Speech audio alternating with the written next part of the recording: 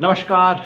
आज एक बहुत बड़े खुलासे का दिन और इसलिए आज रात 9 बजे के बाद हम इस लाइव चर्चा में आए हैं क्योंकि आज वो दिन था जिसका बहुत वक़्त से इंतज़ार था। कुछ दिनों से इंतज़ार था और सच कहें तो कुछ सालों से इंतज़ार था। क्योंकि आज फाइनली खींच-खींच के, लटका-लटका के फाइनली आज वो सारे आंकड़े आ गए हैं, जिसका इलेक्टोरल बॉन्ड के खुलासे के लिए इंतज़ार हो रहा था। आज शाम को आखिरकार इलेक्शन कमीशन ने अपनी वेबसाइट पे वो पूरे आंकड़े डाल दिए। यानी कि किस-किस ने कौन-कौन से बॉन्ड खरीदे थे और वो बॉन्ड किस-किस को मिले और दोनों को मैच करने का भी कोई सिस्टम हो सकता है। यानी कि अब पहली बार हमें पूरी सूचना मिल सकती है, वो सारी बातें आई हैं। इस पे चर्चा करने के लिए मेरे साथ हैं अंजलि भारद्वाज, जानी मानी राइट टू इंफॉर्मेशन एक्टिविस्ट भी हैं। अंजलि जी का इस केस से एक रिलेशनशिप है, खासतौर पे इसलिए, वैसे तो सूचना से संबंधित, लोकतंत्र से संबंधित तमाम मामलों में अंजलि जी मुखर रही हैं। ये जो मामला है, इसमें कोर्ट में कई संस्थाएं गई थी, जिनमें से एक थी कॉमन कॉज। अंजलि उसके बोर्ड ऑफ डायरेक्टर्स पे, बोर्ड ऑफ गवर्नर्स पे हैं और इस मामले से शुरू से जुड़ी रही। कुछ ही देर में हमारे साथ जुड़ेंगे प्रशांत भूषण, जो कि इस मामले में वकील रहे थे, और उसके बाद हमारे साथ जुड़ेंगे नितिन सेठी, जो कि रिपोर्टर्स कलेक्टिव नामक जो एक संस्था है, रिपोर्टर्स का एक ग्रुप है, जिन्होंने तय किया है कि मीडिया, मेन स्ट्रीम मीडिया तो सच ला नहीं रहा है, तो इसलिए इन लोगों ने ठान दिया है कि हम पूरा सच देश के सामने रखेंगे और इस मामले पे रिपोर्टर्स कलेक्टिव ने भी बहुत इंपॉर्टेंट भूमिका ली है। तो हम सबसे बात करके जानेंगे कि आज शाम को जो सूचना आई है, ये क्या सूचना है, सूचना का क्या महत्व है। नितिन हमारे साथ जुड़ गए हैं। नितिन सेठी, स्वागत है आपका नितिन भाई। मैं लोगों को रिपोर्टर्स कलेक्टिव के बारे में बता रहा था कि ऐसे दौर में जहां मीडिया ने, मेन स्ट्रीम मीडिया ने अपना काम करना बंद कर दिया है या उनका मुंह बंद कर दिया गया है, ऐसे में कुछ पत्रकारों ने, इंडिपेंडेंट पत्रकारों ने समूह बना के देश के सामने सच लाना शुरू किया है। वो है रिपोर्टर्स कलेक्टिव। और रिपोर्टर्स कलेक्टिव ने इलेक्टोरल बॉन्ड के बारे में सारी सूचना देश के सामने रखी। कुछ ही क्षणों में हमारे साथ प्रशांत भूषण भी जुड़ जाएंगे। शुरुआत अंजलि आपसे। आज शाम को, क्योंकि वो क्या हो रहा है कि पिछले साधारण जो न्यूज़पेपर पढ़ने वाले लोग हैं, उनको लगता है कि अच्छा रोज कुछ ना कुछ आ रहा है, तो आज क्या आ गया, मतलब आज कुछ और आ गया, एक और किस्त आ गई है। एग्जैक्टली आज जो आया है उसकी इंपॉर्टेंस क्या है? क्यों मैं कहता हूं कि बस अब जो कहते हैं ना, पर्दा जो उठ गया तो भेद खुल जाएगा, तो आज है पर्दा पूरी तरह से उठ गया है। क्या इंपॉर्टेंस है अंजलि? जी, तो योगेन जी, देखिए, हम सब जानते हैं कि इलेक्टोरल बॉन्ड्स की जो स्कीम लाई गई थी, जिसके जरिए से पूरी तरह से सरकार ने फ्लडगेट्स खोल दिए थे, अनलिमिटेड डोनेशंस जो पॉलिटिकल पार्टियां हैं वो ले सकें और पूरी गोपनीय तरीके से ले सकें। आपको, हमें एज सिटीजन्स पता ही ना चले कानो कान कि कौन कितना चंदा, चुनावी चंदा, पॉलिटिकल चंदा दे रहा है किसी पार्टी को, और एज लॉन्ग एज उसे इलेक्टोरल बॉन्ड्स के थ्रू दिया जाए। और सुप्रीम कोर्ट में जब ये अर्जी लगाई गई, उसमें 3 या 4 चीजें थी। एक तो ये कि जो तमाम कानूनों को बदला गया था इस स्कीम को लाने के लिए, उसे चैलेंज किया गया और इलेक्टोरल बॉन्ड स्कीम को भी चैलेंज किया गया। और सुप्रीम कोर्ट ने कहा कि ये पूरी तरह से गैर संवैधानिक है, और कारण ये था कि ये आपके, हमारे सबके सूचना के अधिकार का हनन करता है। एज वोटर्स अगर हम जाएं, हम जानते हैं कि पॉलिटिकल पार्टीज का कितना महत्व है हमारे लोकतंत्र में। तो लोग जब जाते हैं वोट करने के लिए, तो वो ज्यादातर पार्टीज को वोट करते हैं। और कोर्ट ने यही कहा कि कोई भी कंपनी किसी पार्टी को चंदा क्यों देगी, वो किसी लेन देन से ही देगी, इस अपेक्षा से ही देगी कि अगर हम पार्टी को चंदा दे तो पार्टी हमें कॉन्ट्रैक्ट दे या पार्टी हमारे लिए पॉलिसी बनाए, कानून बनाए। तो ऐसे में बहुत जरूरी है कि वोटर्स को ये जानने का अधिकार हो कि कौन सी पार्टी कहां से चंदा ले रही है, जिससे कि वो ये जान सके कि किसके हित में पार्टी काम करेगी अगर वो जीती तो। और और सरकार ने सुप्रीम कोर्ट में आज जाके कहा कि ना ना, ये तो कभी नहीं पता लगना चाहिए, ये तो वोटर को हक ही नहीं है पता लगने का, है ना? ये सब जी, बातें कही इन्होंने सुप्रीम कोर्ट में जाके। जी। बिल्कुल। और आज जो फाइनल जो आप खुलासे की बात कर रहे हैं, आज हमारे सामने वो तमाम सूचना आ गई है जिससे कि आप और हम जान पाएंगे, नागरिक के तौर पर, वोटर के तौर पर जान पाएंगे कि किसने कितना चंदा किस पॉलिटिकल पार्टी को दिया। और मुझे लगता है कि लोकतंत्र में इससे जरूरी सूचना जो है वो हमारे लिए कल्पना करना मुश्किल ही है, क्योंकि ये जो पार्टियां जो पावर में, सत्ता में हैं, वो ही तय कर रही हैं कि हमारे जीवन को किस तरीके से चलाया जाएगा, कौन सी नीति बनाई जाएगी, कौन से कानून बनाए जाएंगे। आप देखिए कि किसान जब सड़कों पर उतरते हैं, वो कहते हैं कि ये कानून बने हमारे हित के तो है नहीं, तो बनाए किसके लिए है? चंद कंपनियों के लिए बनाए। तो क्या वो कंपनियां चंदा दे रही हैं पार्टी को जो कि सरकार चला रही है? तो अभी तक जो सुप्रीम कोर्ट ने डायरेक्शन दिया था वो ये था कि आप बताइए कि किसने बॉन्ड खरीदा, किस तारीख को खरीदा, कितने का खरीदा, और तमाम सूचना दीजिए परचेजर के बारे में। दूसरी चीज जो कोर्ट ने कहा कि आप ये बताइए किस पार्टी ने कौन सा बॉन्ड किस तारीख को उसने रिडीम किया, उसकी पूरी सूचना बताइए। तो पहले तो एसबीआई आई और उन्होंने कहा देखिए हमें 4 महीने दीजिए, चुनाव के बाद हम बताएंगे।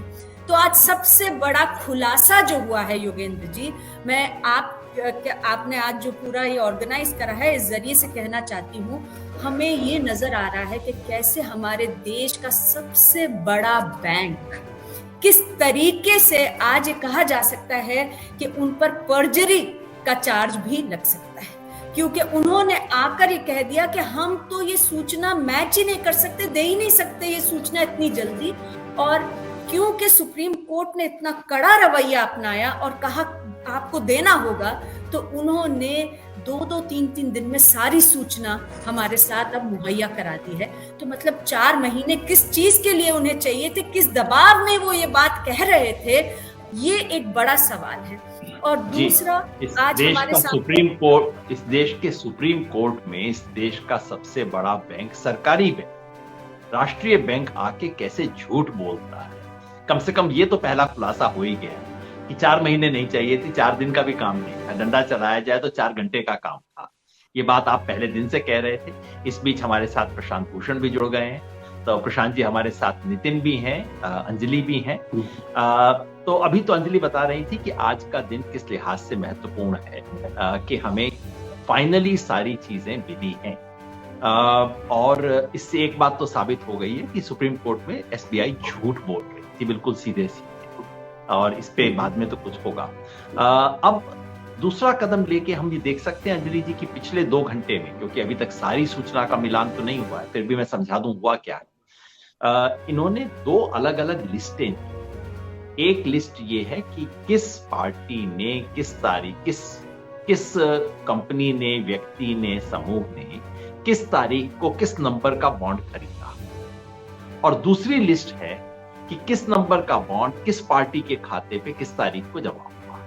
तो अब आपको क्योंकि नंबर मिल गए हैं जो अब तक छुपा रहे थे बार बार, क्योंकि नंबर है और दोनों तरफ नंबर तो वही होगा, अब हम दोनों नंबरों का मिलान कर सकते हैं। तो एसबीआई ने इतना न्यूनतम काम भी नहीं किया है कि दोनों का मिलान करके दे दे, क्योंकि इनका सारा केस ही सुप्रीम कोर्ट के सामने ये था, ये दोनों लिस्टों को मिलान करने में 4 महीने लग जाते हैं, और अब उसे आए हुए शायद 2 घंटे हुए हैं और उसका मिलान काफी कुछ हो चुका है, काफी कुछ उसकी प्रक्रिया चल रही है। इसलिए मैं चाह रहा था कि नितिन कुछ हमारे को बताएं कि अभी तक पिछले 2 घंटे में क्या क्या हेडलाइंस हमें पता लग गई है, क्या क्या मिलान हो चुका है, क्या पता लगा। योगेंद्र जी, जो डेटा एसबीआई ने बाहर डाला ईसी के द्वारा, उसका मिलान करने में हम जैसे लोगों को, कोई जो बैंकर नहीं है, उनको करीबन 3 मिनट लगे, सिर्फ 3 मिनट। और हम में से कोई बहुत पढ़ा लिखा नहीं है, ऐसा नहीं कि कोई कभी बैंक में नौकरी करी हो या एक्सेल चलाना है, मैथ्स बहुत ज्यादा अच्छी आती है। और कुछ चीजें बहुत साफ हैं जो पहले से उम्मीदें थी, कि बहुत, जैसे अभी मेरे कोलीग ने बाहर डाला है कि रिलायंस की एक प्रॉक्सी कंपनी और रिलायंस में काम करते हुए एक बहुत बड़े मुलाजिम, उनका ज्यादातर पैसा भाजपा को गया। हमने कुछ डेटा देखा है अभी जिसको हम रिकन्फर्म कर रहे हैं कि कुछ ऐसे केस है जहां रेड के बाद बहुत बड़ा चंक पैसे का एक बड़ी कंपनी ने, एक बड़े डोनर ने भाजपा को दिया। हमने नितिन, मैं क्विकली जोड़ दूं आपकी बात में, ये जिस रिलायंस का जिक्र कर रहे हैं, इस कंपनी का नाम है quick supply chains private limited. इस कंपनी ने 375 कंपनी ने 400 करोड़ रुपए दिए थे। इस कंपनी की जो 3 रिलायंस कंपनियां हैं जो कि इस कंपनी में 50% ओन करती हैं क्विक सप्लाई चेन्स में, इसने जो 400 करोड़ रुपए दिए थे उसमें से 375 करोड़ रुपया बीजेपी को दिया गया है, 25 करोड़ शिवसेना को दिया गया। Is that accurate? एकदम सही। जी, आप दूसरा बता रहे हैं। जी हाँ नितिन, आप आगे कुछ और बता रहे थे अगली कंपनी के बारे में। जी, ऐसा भी दिखा है कि जहां कुछ जो सबसे बड़े डोनर हैं, जो फ्यूचर ग्रुप करके, हमने उनके करीबन 300 कॉर्पोरेट रिकॉर्ड निकाले, उनके पूरे एम्पायर के, जो पूरा उनका फैलाव है कंपनी का, और उनका ज्यादातर पैसा जो है रीजनल पार्टीज को गया है।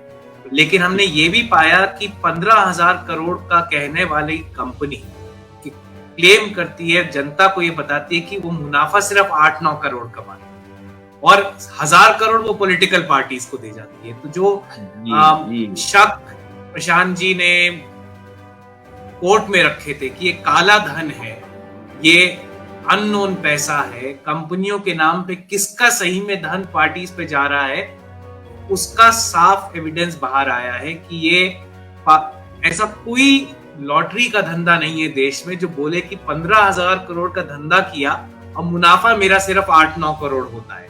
लेकिन मैं पॉलिटिकल पार्टी को इतना प्यार करता हूं कि अपना पेट काट के 1000 करोड़ पॉलिटिकल पार्टीज को देता हूं।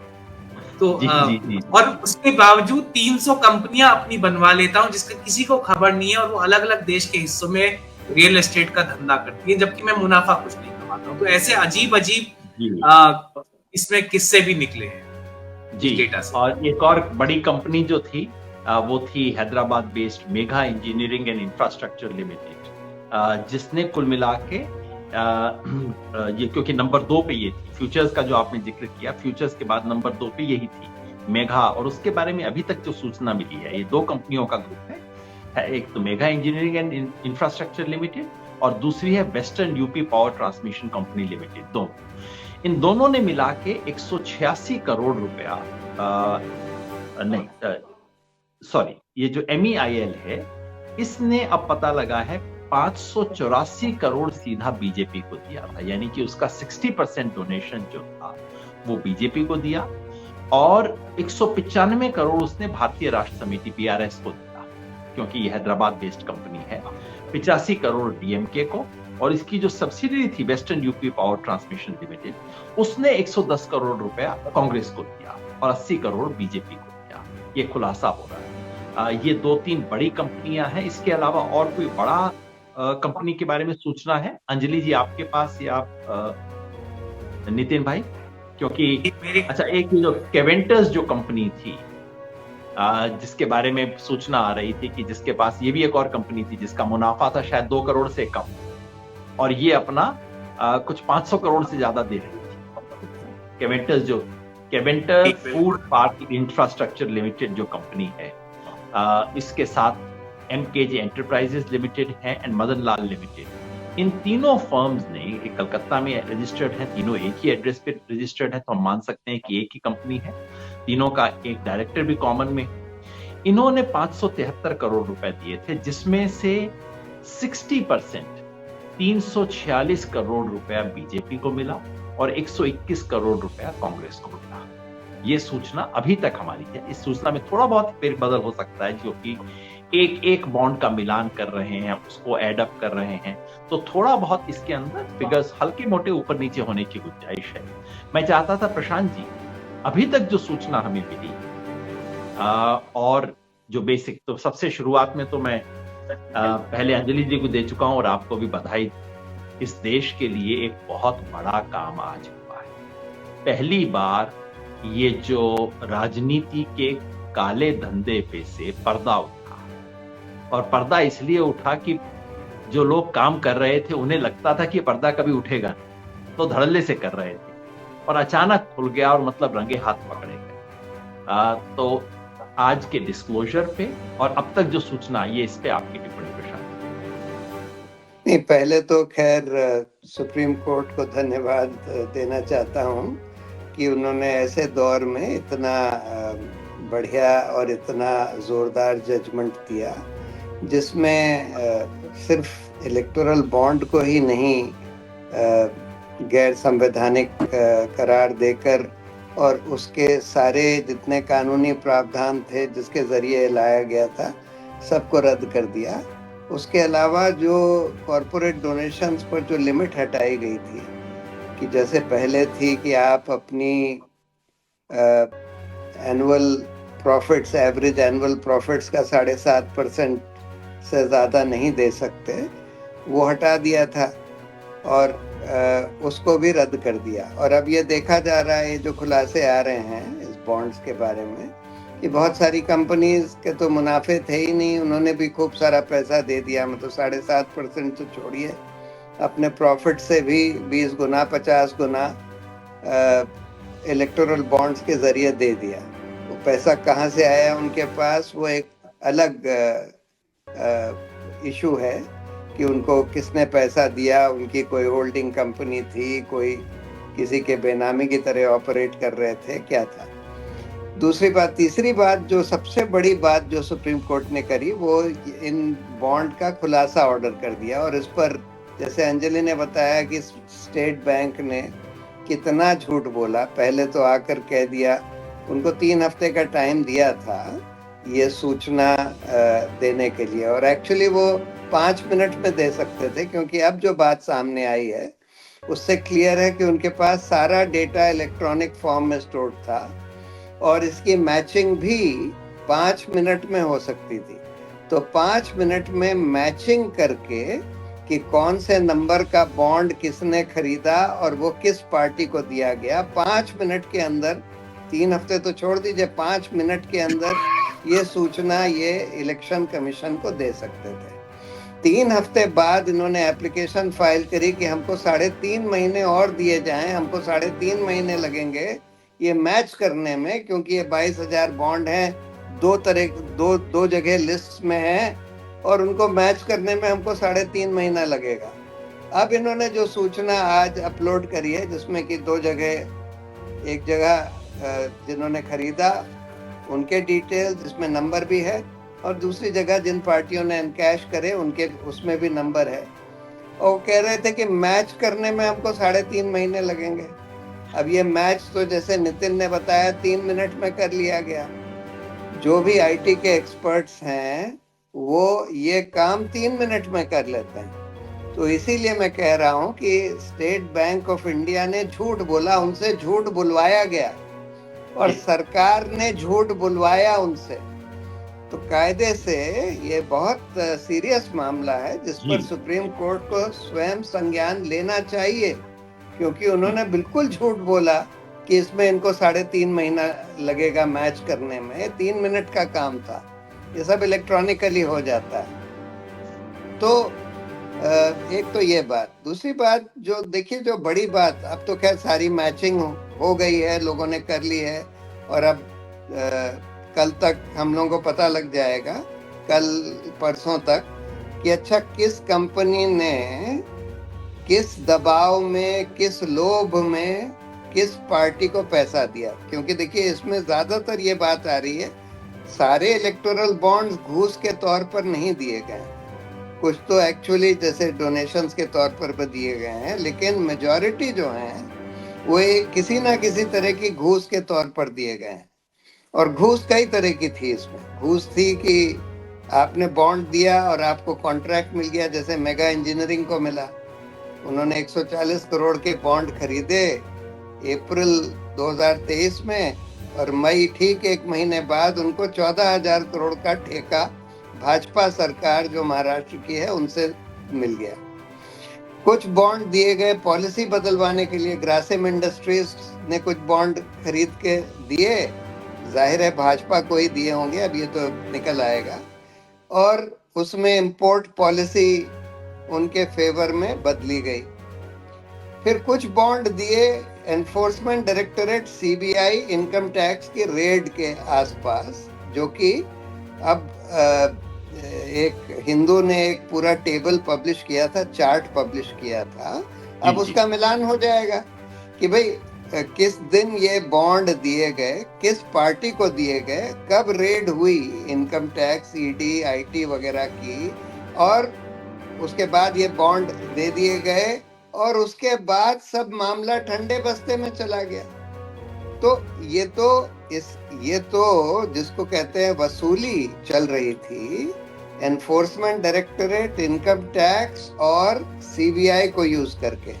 और ऐसा लगता है कि शायद ये जो फार्मास्यूटिकल कंपनीज ने जो बॉन्ड दिए हैं उनको भी, उनके ऊपर भी रेगुलेटरी प्रेशर डाला गया ड्रग कंट्रोलर के द्वारा या फूड एंड ड्रग एडमिनिस्ट्रेशन के द्वारा, और उसके बाद उन लोगों ने ये बॉन्ड्स दिए। तो अब मैं यही चेक करना चाह रहा था प्रशांत जी कि सारी फार्मा इंडस्ट्री ने शायद एक ही दिन खरीदा था वो बॉन्ड, क्या उसका पता लगा? क्योंकि ये बड़ी क्यूरियोसिटी थी कि सबको अचानक एक ही दिन इल्हाम हुआ कि हमें जाके इलेक्टोरल बॉन्ड खरीदने हैं। क्या उसके बारे में कुछ सूचना है नितिन हमारे पास?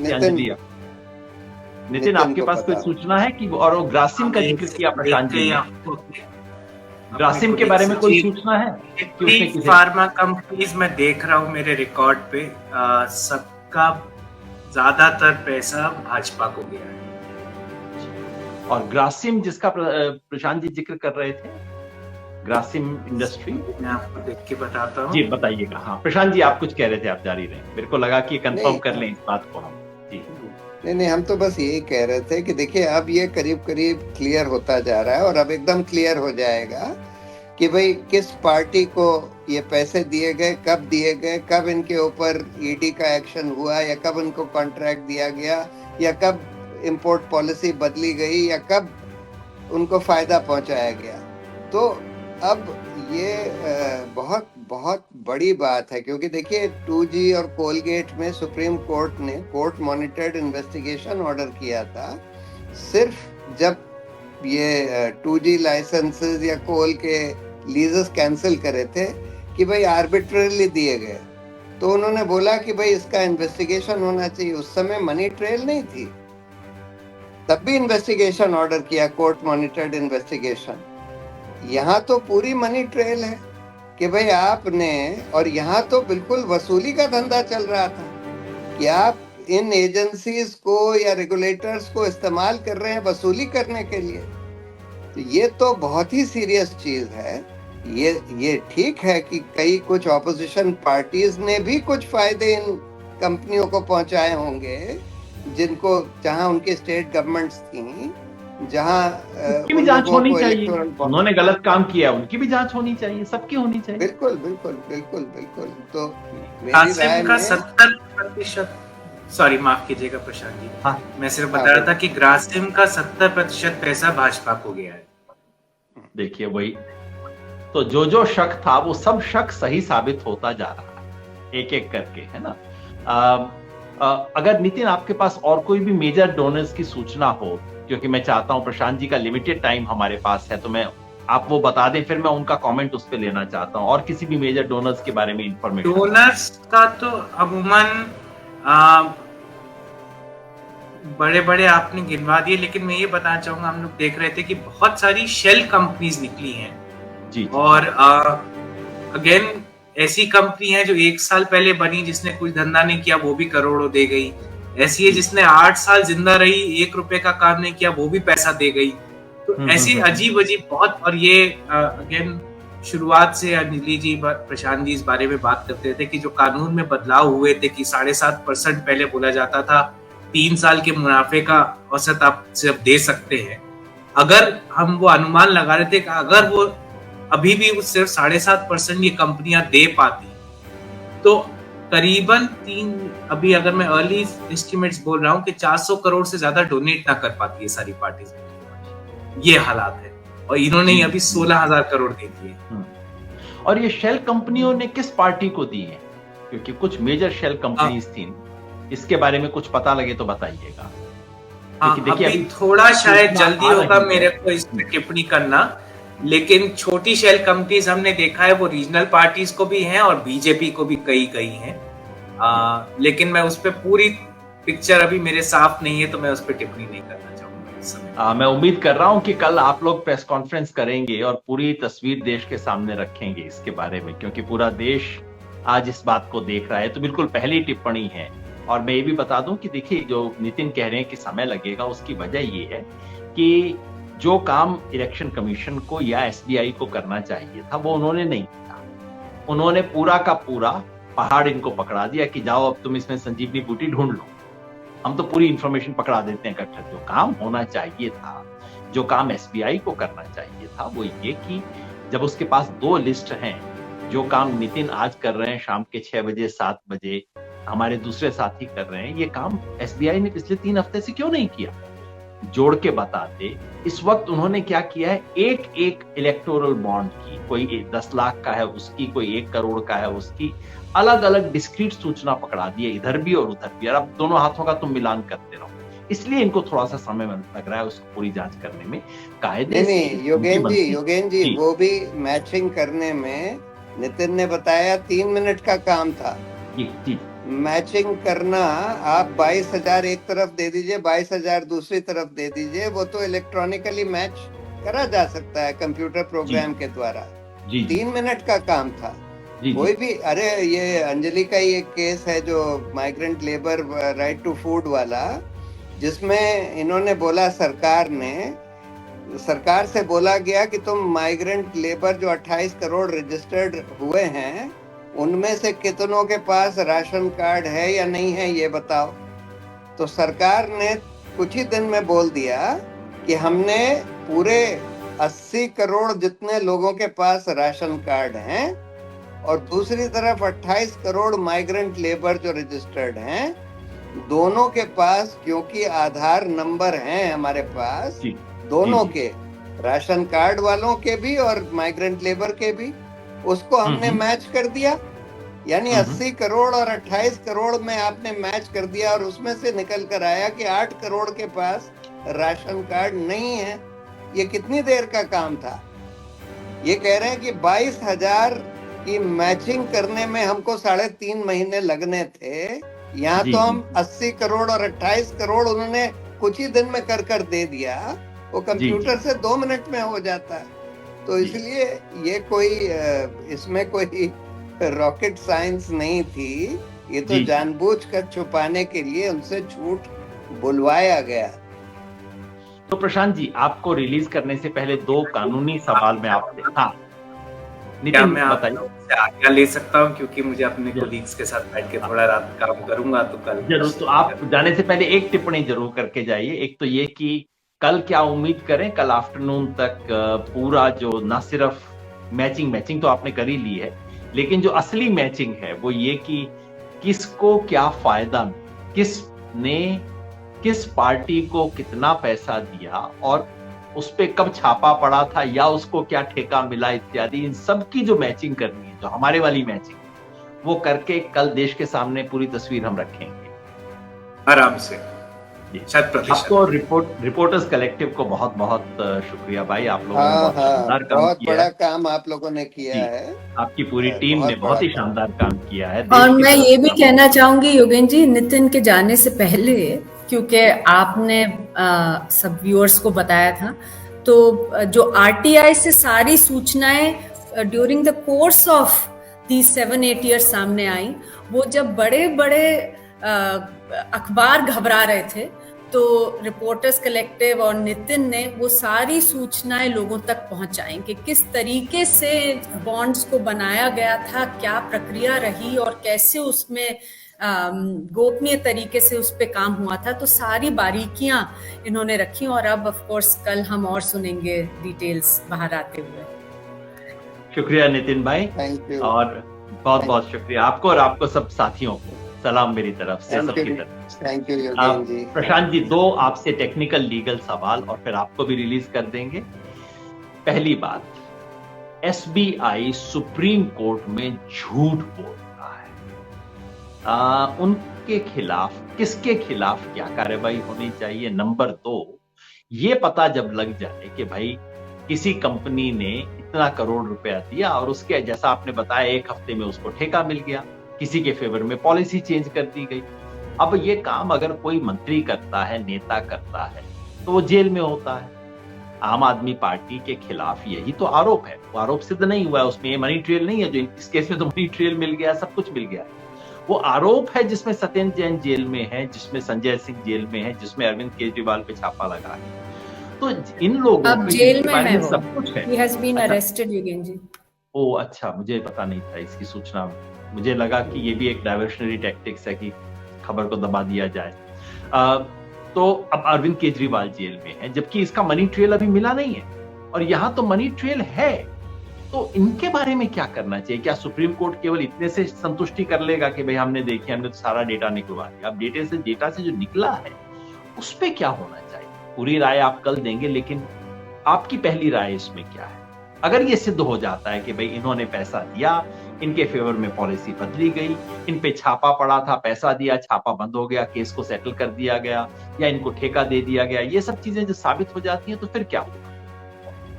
नहीं, देखिए, ये तो बिल्कुल सीधा ऑफेंस है प्रिवेंशन ऑफ करप्शन एक्ट में, और इस करप्शन के ऑफेंस में अगर ये एनफोर्समेंट डायरेक्टरेट, इनकम टैक्स और सीबीआई को इस्तेमाल किया गया, तो इसमें उनके भी अफसर शरीक हैं, क्योंकि उनसे दबाव डलवाया गया और उसके बाद जब उन्होंने पैसा दे दिया तो दबाव खत्म कर दिया गया।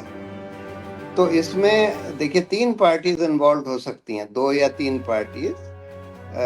एक तो ऑब्वियसली उस कंपनी के लोग जिन्होंने ये बॉन्ड्स खरीद कर दिए पॉलिटिकल पार्टी को, दूसरा उस पार्टी के लोग, तीसरा उस सरकार के लोग जिन्होंने वो फायदा पहुंचाया, या उस एनफोर्समेंट डायरेक्टरेट या इनकम टैक्स या सीबीआई के लोग जिनका इस्तेमाल किया गया उनके ऊपर दबाव डालने के लिए, उनसे पैसा लेने के लिए। अब कौन अफसर थे कंपनी के, कौन अफसर थे पार्टी के, कौन लोग थे पार्टी के, कौन लोग थे सरकार के, जो सरकार वो पार्टी चला रही थी, और कौन लोग थे इस ईडी, इनकम टैक्स, सीबीआई के, जो इस कॉन्स्पिरेसी में, यानी कि इलेक्टोरल बॉन्ड के जरिए घूस लेने में जो लोग शरीक थे, चाहे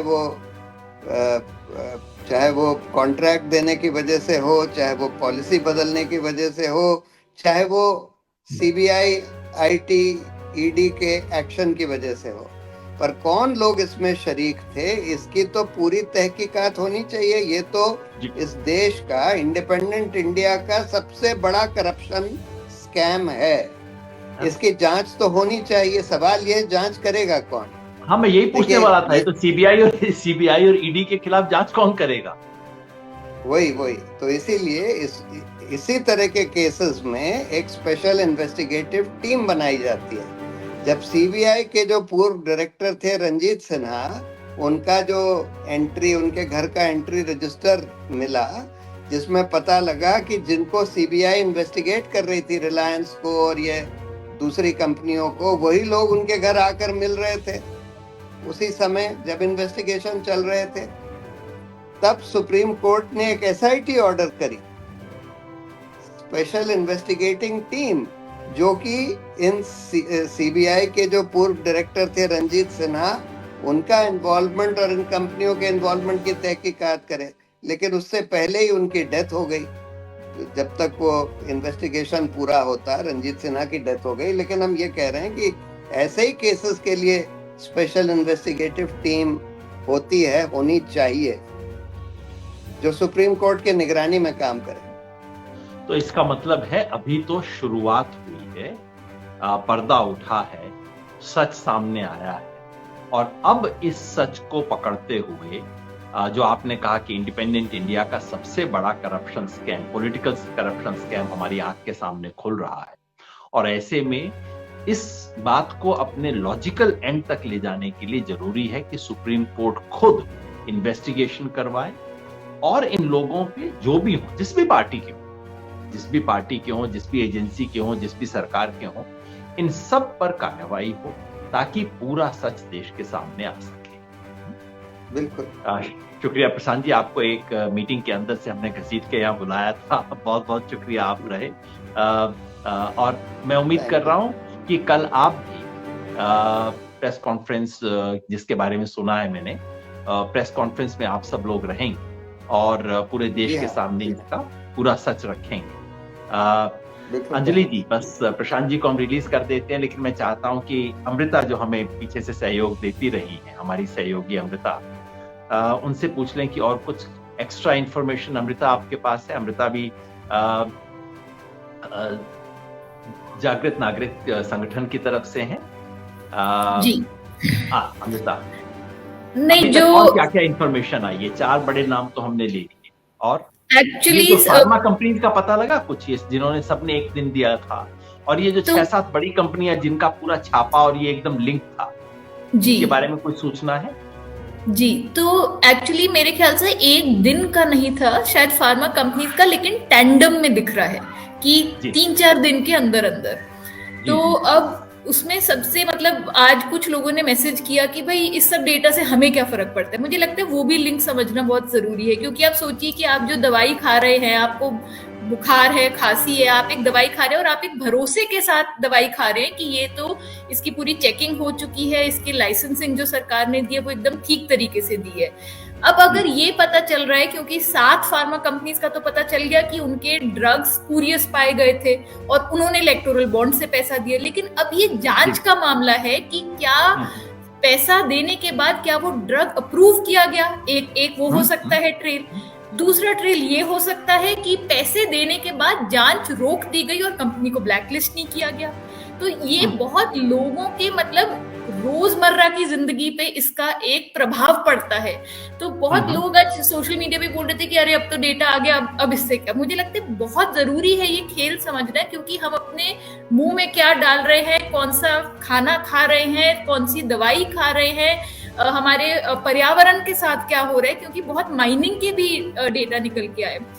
क्योंकि जो 4-5 मेन डोनर्स उनका आपने डेटा पढ़ ही दिया है, करीबन अभी मीडिया में वही निकला है एक बड़े पैमाने पे। और मुझे लगता है कि ये जो डेट वाला मैचिंग का है वो अभी निकलना बाकी है, कि भाई सोमवार को आपके ईडी रेड हुआ और फ्राइडे को आपने इलेक्टोरल बॉन्ड से पैसा खरीद के उसे दान में डोनेट किया पार्टी को, और मैं मान के चलूंगी कि आप उसी पार्टी को देंगे जिनका की कंट्रोल होगा ऐसी एजेंसी के ऊपर, यानी कि सेंट्रल गवर्नमेंट में जो पार्टी है बीजेपी। लेकिन क्या उससे क्या हुआ? क्या उससे ये हुआ कि आपका अरेस्ट नहीं हुआ? क्या उससे ये हुआ कि जांच रोक दी गई? क्या उसका प्रभाव पड़ा? वो तो देखिए तभी पता चलेगा यदि इस पे ठीक तरीके से जांच होती है, क्योंकि तब तक हम केवल ये 2-3 चीजों को हम ट्रेंड की तरह देख सकते हैं, लेकिन एग्जैक्टली क्या हुआ वो तो जब सच्ची जांच होगी। और मुझे लगता है कि ये सब कम्युनिकेशंस में से निकलेगा कि मैंने पैसा दिया तो मैंने आपको क्या एक मैसेज भेजा कि can you please do this for me. जब तक वो वाला अब इन्वेस्टिगेशन नहीं सामने आएगा, मुझे लगता है वो एक बड़ा सवाल है। और जो प्रशांत जी बोल रहे थे कि अब ये भी एक सवाल, मतलब मैं तो ऐसा सोच रही थी कि who will investigate the investigative agencies, की मतलब जांच एजेंसियों की कौन जांच करेगा? क्योंकि कहीं ना कहीं ऐसा नजर आ रहा है कि क्या जांच एजेंसियों का और इलेक्टोरल बॉन्ड के खरीद और दान में क्या एक वो लिंक बन के आ रहा है। आज हिंदू ने निकाला है कि 19 ऐसी कंपनियां उन्होंने लिस्ट करी हैं जिनका उन्होंने बोला है कि कोई प्रॉक्सिमिटी थी, कि सेंट्रल एजेंसीज की तरफ से कुछ एक्शन हुआ और कुछ पैसा दिया गया। तो ये बड़े सवाल है और ये लोकतंत्र के लिए मतलब एक बहुत बड़े सवाल की तरह हम सबके सामने उठ के आ रहे हैं। और मैं केवल एक और चीज बोलूंगी योगेन जी, की मुझे तो पूरे इसमें से ये भी समझ में आया कि जो हम बोलते रहते हैं कि इंफॉर्मेशन इज पावर, कैसे हर एक स्टेप पे कोशिश की गई कि सूचना ना दी जाए, हर एक स्टेप पे। और आज ही मैंने वो एसबीआई का एफिडेविट निकाला, उसमें मैं आपको कुछ चंद चीजें बता देती हूँ। उन्होंने लिखा कि आप सोचिए 29 ब्रांचों में कुछ डेटा फिजिकल फॉर्म में है, कुछ डेटा डिजिटल फॉर्म में है। आप सोचिए कितना मेहनत लगेगा कि हम उसको एक जगह लाएंगे, एक फाइल बनाएंगे। फिर आप ये सोचिए कि 22,000 एंट्रीज को मैच करने में कितना समय लगेगा। अब आप ये देखिए दूसरी तरफ कि एसबीआई देश का सबसे बड़ा बैंक है, 50 करोड़ कस्टमर्स हैं, 2.5 लाख कर्मचारी हैं उनके। तो मुझे लगता है कि ये जो एक सामने हमारे आया, और सुप्रीम कोर्ट को बिल्कुल मेरा सैल्यूट की छोड़ा नहीं इस बार। कई बार लोग बोलते हैं कि वो अंत तक नहीं बात लेके गए, इस बार उन्होंने वो बात अंत तक लेके गए। और फाइनली जानकारी कैसे निकली? जानकारी तब निकली जब उन्होंने एसबीआई चेयरमैन को बोला कि आप अपने नाम में अब आप एक एफिडेविट देंगे कि हमने सारी जानकारी दे दी और हम कुछ भी सप्रेस नहीं कर रहे। तो कहीं ये भी नजर आता है कि जानकारी तभी निकलती है जब आप जवाबदेही किसी एक सीनियर अफसर के ऊपर फिक्स करते हैं और बोलते हैं कि you will be personally responsible. Exactly, डंडा चले और ऊपर चले। नीचे वालों पे तो डंडा दिन रात चलता रहता है, ऊपर वालों पे डंडा चलाइए तो एकदम हालात आते हैं। I have a confession to be, और कन्फेशन मेरा ये है कि जब ये केस हो रहा था, आप लोग एक्साइटेड थे, सब कुछ कर रहे थे। मैं उन लोगों में से था जो जिन्हें लगता था कि ना, देखिए अनकॉन्स्टिट्यूशनल तो है, सुप्रीम कोर्ट अनकॉन्स्टिट्यूशनल तो डिक्लेयर कर देगा, लेकिन ये जो आप कह रहे थे कि अब पुराना डेटा को जाहिर किया जाए, जो होना चाहिए ही था, लेकिन मैं उन लोगों में से था जिन्हें विश्वास नहीं था कि ऐसा ऑर्डर आएगा। फिर जब ऑर्डर आ गया तब मुझे लगा कि अब सरकार बहानेबाजी करेगी कि साहब हम तो मार्च में दे नहीं सकते, और सुप्रीम कोर्ट उनके बहाने को मान लेगा। तो सरकार ने तो बहानेबाजी की, ये तो हमारी बात सही निकली, लेकिन सुप्रीम कोर्ट ने उस बहाने को नहीं माना। एक बहाने के बाद सरकार ने दूसरा बहाना लगाया, फिर उसके बाद पता नहीं किस किस को पकड़ के लेके आए कि बस किसी तरह से रोक दो माई बाप इसको, नहीं नहीं तो अनर्थ हो जाएगा, पूरी धरती उलट जाएगी, इसको रोको किसी तरह से। सुप्रीम कोर्ट ने कम से कम इस मामले में सुप्रीम कोर्ट ने वो किया जो इस देश के सर्वोच्च न्यायालय को करना चाहिए। तो सर्वोच्च दिखाई दिया इस देश, इसका सुप्रीम कोर्ट वाकई। तो सलाम, मेरी बात गलत साबित हुई, पर ये कम से कम चीजें इसमें गलत होके इतना अच्छा लग रहा है कि हाँ मैं गलत साबित हुआ है, इतना बढ़िया लग रहा है, खुशी हो रही है ये बात। आपका अंजलि जी, आपका भी धन्यवाद। कल जैसा मैंने कहा कि कल शायद एक प्रेस कॉन्फ्रेंस हो रही है कल शाम को, जिसमें देश के प्रमुख एक्टिविस्ट, वकील, इससे जुड़े हुए, इस केस से जुड़े हुए कुछ लोग आके पूरी सूचना को एनालाइज करके, ये जो सिंपल मैचिंग है वो तो 3 मिनट में होगी, लेकिन जो असली मैचिंग है कि किसी चीज ये करके फायदा क्या हुआ, ये खेल क्या था, गोरख धंधा क्या था, इसकी पूरी सूचना आएगी। तब तक हम इस पे लगे रहें, और जैसा आपने भी कहा, प्रशांत जी ने भी कहा कि इस मामले को और दूर तक ले जाना है, क्योंकि अभी तो सिर्फ शुरुआत हुई है, अभी तो पता लगा है कि कुछ गड़बड़ हुई। तो आप जैसे एक्टिविस्ट सब लोग इसमें आगे रहें, इसको आगे तक लेके जाएं, इसको अपने लॉजिकल एंड तक लेके जाएं। आप आए, बातचीत की, बहुत बहुत शुक्रिया। कल और बातचीत होगी और कल और खुलासा आप देश के सामने रखेंगे। शुभकामनाएं, धन्यवाद। शुक्रिया, शुक्रिया।